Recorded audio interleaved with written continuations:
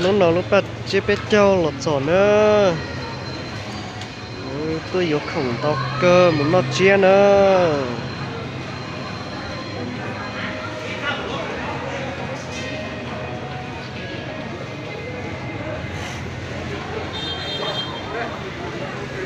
chốc cờ đi nữa sao sao bé mùi đã xíu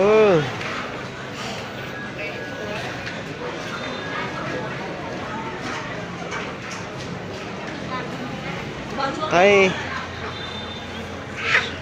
tay chiên tàu nữa giờ cái vậy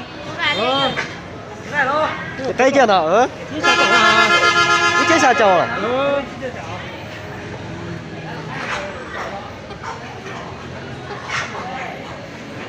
ô cái kỳ cơ chế sao cho chia nữa chỉ muốn nhẹ gì thế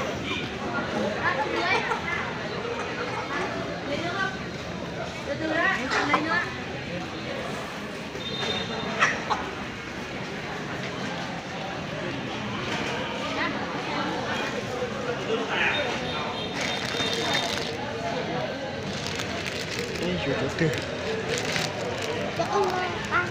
hả? Từ bậc à? Ha đi. Mua cái áo tải nhá. Một cái to hơn. 220 thôi.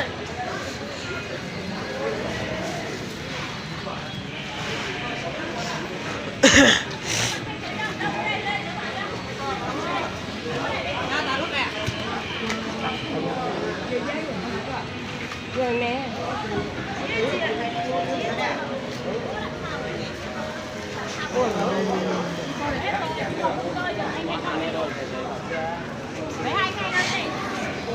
Chốc cơ nó nó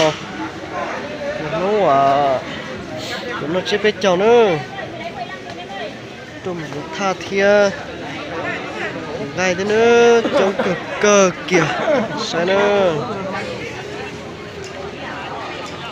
tổn niệm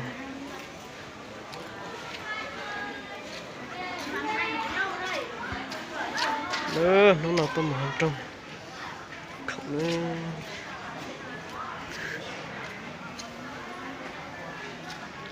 sẽ phụ một con xì dừa cho tụi mình giàu một tôm nữa mà cái cơ à đấy dừa đi